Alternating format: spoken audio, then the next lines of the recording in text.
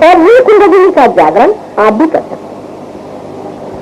जैसे एक जला हुआ दीप दूसरे दीप को जला सकता है और दूसरा जला हुआ दीप अनेक दीपों को जला सकता है, इसी प्रकार आप भी स्वजन हर जगह बना सकते। स्वजन मेरे अपने लोग, ये लोग जब तक जागृत नहीं होंगे कभी भी पूरी तरह से स्वजन नहीं हो। और जब कुंडलिनी का जागरण होता है तो यहाँ पर उसका लक्ष्य तो बना नहीं है, लेकिन आपको मैं थोड़ा सा समझाने की कोशिश करूंगी कि ये चीज कोई भ्रामक कल्पना या अपनी बुद्धि की चातुरी या कोई बहाना या झूठ नहीं है, ये बिल्कुल सच्चाई। आप देख सकते हैं कि जब कुंडलिनी जागृत होती है तो त्रिकोणाकार में स्पंदन होता है, जैसे किसी हृदय स्पंदित हो रहा। आप अपनी आंख से देखें, हर एक नहीं लगा। अगर आपका मामला ठीक है, आपका मध्य मार्ग जिसे सुषुम्ना कहते हैं बिल्कुल ठीक है, उसमें कोई बीमारी नहीं है, कोई तकलीफ नहीं है और आप बिल्कुल मध्य मार्ग में रहने वाले बहुत समझे हुए इंसान है, तो कुंडलिनी छटा के ऊपर चली आती है, तब तो महसूस हो गए। लेकिन इसमें अगर कोई रुकावट हो तो आप अपनी आंखों से देख सकते हैं कि उसका स्पंदन दिखाई देता है। ये आपकी हर एक की स्वयं की माँ है, सबके पास ये माँ है, आपकी अपनी। जैसे आपके भाई बहन होते हैं तो आपकी एक ही माँ होती, काफी भाई बहनों की भी एक माँ हो सकती है, लेकिन कुंडलिनी सिर्फ एक ही इंसान की व्यक्तिगत चीज है। और ये समझ लो कि जितनी भी अनंत काल से आपके मालूमात हैं वो सब उस कुंडलिनी में रिकॉर्डेड है। और जब कुंडलिनी उठती है तो वो देखती है कि कहाँ कहाँ परेशानी है, कहीं तो जहाँ परेशानी है वहीं जा करके वो हाथ मारेगी, उसको दूर करेगी और फिर अग्रसर हो करके और तालू से आंख इसे छेद दे, इसे ब्रह्मरंध्र छेदन कहते हैं। और जब ये छेदन होता है तो आप देख सकते हैं कि आंख के सर पे ठंडी ठंडी हवा निकलती। अब हम लोग सबसे अपने को सोचते हैं कि अभी हम लोग डेवलपिंग कंट्रीज हैं, नाम ही अपना बनाया है डेवलपिंग कंट्री, इससे बढ़ के और गलत बात कोई नहीं है। बात यह है कि एक आम के पेड़ को ये ख्याल आ जाए कि वो कोई बबूल का पेड़ नहीं है, इसी तरह से हम लोगों का डेवलपमेंट कर बबूल के पेड़ बनने की तरफ करना है, तो उससे कोई कुछ नहीं कर।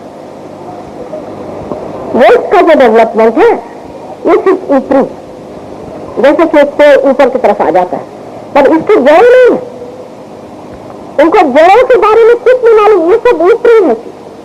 और बगैर जड़ के देख लीजिएगा ये वेस्ट कितनी नहीं वाली, और जड़ इस देश में आपके सारा उसका ज्ञान इस देश में, इसीलिए अपने देश को योग भूमि कहा गया। ये कहा गया है कि जिन्होंने महापुण्य किए हैं यही इस देश में पैदा हो, ये सही बात। और इसको आपको पड़ताना होगा। कल करीबन 3-4 हजार आदमी हैं ऐसे मैदान में और करीबन 90% लोग खत से पारे, ये मेरे देश की कमाल। और वही प्रदेश में जाइए तो एक एक से मेरे हाथ टूटते हैं, मैं तो घबराती हूँ, किसी नई देश में जाना होता है तो मैं मेरे भगवान पता नहीं कौन से नर्क में जा रहे हैं।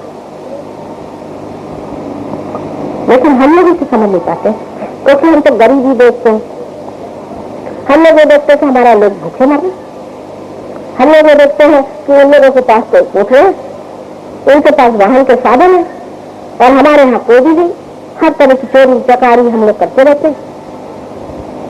तो हमारा विश्वास उठता जाता है कि ये कैसे कि हमारे देश में ही सारा इसका ज्ञान का भंडार है। इसकी वजह यह है कि कभी भी हमने उसकी ओर नजर ही नहीं करी जो हमारे पास है, जो हमारे पास धरोहर है, इतने सालों से हमारे पास पड़ी हुई इस चीज का हमने अंदाज ही नहीं लगाया कि हमारे पास कौन सा धन पड़ा हुआ है, हम तो पागलों तरह उनके पीछे भाग रहे हैं। और वो जाके कहीं अटके, वो भी देखना चाहिए। या तो आतम बम जैसी चीजें बना के खोपड़ी पे रखी है, सारी समाज की व्यवस्था ही टूटी हुई है। किसी की बीवी किसी के पास, किसी का पति किसी के पास, किसी के बच्चे और समझिए तो ऐसी बुरी हालत है। हम लोगों को उनको सीखना है, हमको उससे कुछ सीखने का मुझे तो नजर नहीं आता। लेकिन हमने जो उनके पीछे दौड़ने की ठान ली है, तब ऐसे लोगों को समझाने की भी बड़ी मुश्किल होता है। अब जैसे साइंस में जो भी आपको मालूमात हुए, आपको आश्चर्य होगा कि अपने देश में सब ये मालूमात थे और हो सकते, कोई ऐसी कठिन चीज नहीं है उनको जानना। लेकिन अब तो यहाँ ऋषि मुनियों ने इसको सोचा कि पहले आत्मा ही पे मेहनत करें, तो सब लोग आत्मा से चिंतित हो, आत्मा से जागरूक हो, तो उनकी शक्तियां इतनी प्रबल हो जाएंगी कि फिर इन सब चीजों की जरूरत नहीं रह जाएगी। अपने आप जिसको जैसा चाहे वो साधन जुटा ले। लेकिन हम तो सोचते हैं कि ये तो सब बेकार की बात है, इसमें कोई अर्थ ही नहीं है। ठीक है, मंदिर हुआ है, प्रार्थना करा है, चलो एक आध अपना कोई ब्राह्मणों को 2-4 पैसे दे दिए, चलो हो गया, कुछ पूजा पाठ हो गई, चलो बहुत हो गया भगवान का काम। भगवान सबसे अंदर है, और भगवान कौन है? सर्वशक्तिमान परमात्मा, वो सर्वशक्तिमान है। उनकी शक्तियों को हम लोग नहीं पा सकते, हम लोग जानते नहीं कि उनकी कितनी शक्तियां। मैं कहूंगी ये बातें हम देखते नहीं। आप देखेंगे बाग में हजारों फूलों के फल बन रहे, हजारों से करोड़ों को असंख्य, ये कौन करता है? आप जब एक आम का पौधा लगाए, उसमें से आम ही कौन निकालता है? आपके अंदर आप स्वयं देख लीजिए, डॉक्टर लोग बता नहीं सकते कि हमारे अंदर की जो चीजें हैं, जिसे हम पैरासिम्पैथेटिक नर्वस सिस्टम कहते हैं, वो कहते हैं ऑटोनॉमस है, इसको हम नहीं समझ पाएंगे, इसको हम नहीं बता पाएंगे। तो उनकी पहुंच, ये ऑटो कौन है? यही आत्मा। लेकिन इन्होंने इस पर छापा मार दिया कि आप ऑटो हैं, बस खत्म। आप उसको मान लीजिए आप ऑटो है, पर ये चीज क्या है, ये आत्मा क्या है, इसको पाया कैसे जाता है, इसकी शक्तियां हमारे अंदर से कैसे बाहर जाती है, इसके बारे में कोई नहीं जानता। 14,000 वर्ष पहले इस देश में मार्कंडेय स्वामी ने इसके बारे में लिख रखा, लेकिन ये बहुत गुप्त रूप से कार्य एक दिनों में होता था और इसके बारे में बहुत ज्यादा लोगों ने चर्चा नहीं की। सिर्फ अपने यहाँ वेद आदि जो शुरू हुए, इससे ही आपको आश्चर्य होगा क्या साइंस की उपलब्धि हुई। क्योंकि उन्होंने पंच महाभूतों को, उनके देवताओं को जागरूक करने की सिद्धि प्राप्त करी और उसी से फिर साइंस की उपलब्धि होना शुरू हो गई।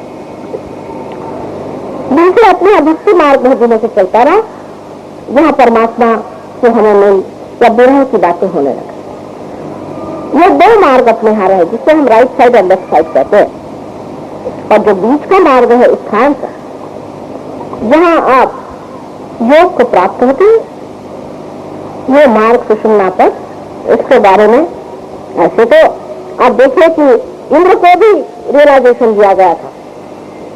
हजारों वर्षों का ये कार्य अपने देश में होते रहा। जैसे मैं कहूंगी, उत्तर भारतीय लोगों को मालूम है कि राजा जनक के पास नचिकेता एक उनके शिष्य बन के गए थे और उन्होंने उनसे कहा कि हमें आत्मा का ज्ञान दो। उन्हें कहा बेटा तुमको चाहिए तो मेरा पूरा राज्य ले लो, मुझसे भी एक मेहनत नहीं होने वाली। फिर उसे बने परीक्षा लेने पर एक इंसान को उन्होंने इस वक्त पार कराया था, जो नचिकेता था। और आज हजारों लोग पार हो रहे हैं। लोगों को विश्वास नहीं होता कि हजारों लोग पार कैसे हो रहे। जब एक पौधा शुरू होता है तो एक ही फूल नीचे आता है, लेकिन जब बाहर आते हैं तब हजारों ऐसे संसार में लोग आते हैं जो पार होते हैं और वो समय आ गया है। यही जिसे कि स्थान का समय रिजरेक्शन टाइम कहा गया है, लास्ट जजमेंट कहा गया है। यही कृतयुग अभी आया हुआ है और इसमें जिसने पाया वो पाएगा और नहीं पाएगा तो वो पूरी तरह से खो जाए। आपके माँ के नाते और आपके अत्यंत निकट होने के नाते मुझे आपसे बहुत प्रेम पूर्वक विनती करनी है इस और अंदाज करें और नजर करें और अपने जीवन को, अपने मनुष्य स्थिति को समझें कि इससे आगे कोई न कोई चीज है जिसे पाए बगैर इस साधन का कोई भी अर्थ नहीं निकलता। जैसे कि ये एक चीज है, जब तक इसका साधन, जब तक इसको आप मन से नहीं जोड़ेंगे तब तक इसका कोई अर्थ नहीं। इसी प्रकार मनुष्य का भी कोई अर्थ नहीं निकलता जब तक वो आत्मा से एकाकार नहीं होता। और आत्मा से एकाकार होते ही उसके अंदर से चैतन्य की लहरियां बहनी शुरू हो जाती। यह बिल्कुल सत्य चीज है, इसमें झूठ इतना भी नहीं है। लेकिन साइंस वाले इसलिए नहीं मानेंगे पूछे तो वो तो देखना चाहेंगे जो वो आंख से देखे, पर जो अंतर आंख से देखेगा वही समझ सकेगा। लेकिन इससे परेशानी है कि पहले अंतर आंख तभी खुलती जब आपके आत्मा के दर्शन होते हैं, और जब तक आत्मा के दर्शन नहीं होते तब सब लोग ये झगड़े में पड़े रहते कि ऐसे कैसे हो सकता है। अब अगर आप साइंटिस्ट हैं तो आपको अपना दिमाग खुला रखना चाहिए। जैसे एक साइंटिस्ट होता है वो अपना दिमाग बिल्कुल पूरी तरह से खुला रखता है। अगर उसका दिमाग बंद होगा और खुल होगा तो साइंटिस्ट नहीं। और वो ये देखता है कि जो कुछ भी कहा गया, जो धारणा कही गई या हाइपोथेसिस जो आपके सामने रखा गया, उसको वो पहले अंदाज है कि वाकई में ये सही है या नहीं। उस पर अनेक एक्सपेरिमेंट्स करता है और जब वो सिद्ध हो जाता है तब उसे मान लेता है। तो फिर लोग हिंदुस्तानी हम साहब लोगों से भी बढ़ के होगा। हम लोग तो इसे देखना ही नहीं चाहते, ये जानना ही नहीं चाहते। तब जब आप जानना ही नहीं चाहते हैं और देखना ही नहीं चाहते हैं तो कोई जबरदस्ती कोई चीज तो हो नहीं सकती, क्योंकि परमात्मा ने मनुष्य को स्वतंत्रता दी थी। चाहे वो परमात्मा के साम्राज्य में प्रवेश करे और चाहे नर्क की ओर चला जाए, इस स्वतंत्रता को परमात्मा नहीं छीनता। एक माँ के नाते तो ये कहेंगे कि बेटे तुम तो परमात्मा की ओर चलो, किसी तरह से कोशिश करो कि इधर ही रहो, जिससे इसे तुम पालो, क्योंकि यही परम है। सारे धन का धन ये, सारे आशीर्वादों का तत्व यही तुम्हारा आत्मा है। क्योंकि अभी तुम अंधेरे में द्वैत में बैठे, जब तक तुम अद्वैत में खड़े नहीं हो गए, जब सिवाय ब्रह्म शक्ति जिससे के सारे कार्य करेंगे, जो परमात्मा की प्रेम की शक्ति सर्वव्यापी चराचर है, उसको जब तक तुम महसूस नहीं करो तब तक तुम नहीं जान सकते कि ये सृष्टि में आने का आपका क्या मतलब है और आपका साधन।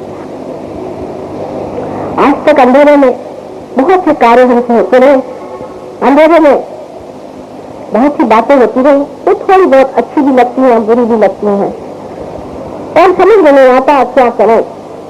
सब लोग भ्रांति में कंफ्यूज है, ये ठीक है या नहीं, वो करना ठीक है या नहीं, इनकम टैक्स देना ठीक है या नहीं। शरीर सभी आलोकित हो जाता है। आपकी बीमारियां तो ठीक हो जाएंगी कम से कम, और कुछ न हो तो बीमारियां तो ठीक हो जाएंगी।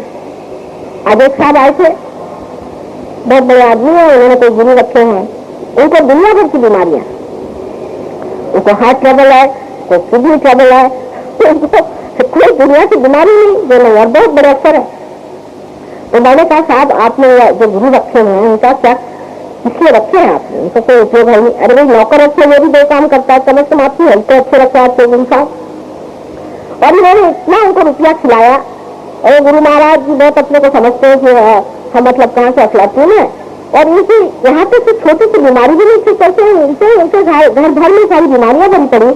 मैंने ऐसे गुरु को मानना भी कोई बुद्धि का लक्षण नहीं, अपनी बुद्धि को ताक पे रखने की जरूरत नहीं है, लेकिन ऐसी जगह हम अपनी बुद्धि को एकदम ताक पे रखते थे। बस किसी ने कुछ चमत्कार दिखा दिया भागवत के पीछे।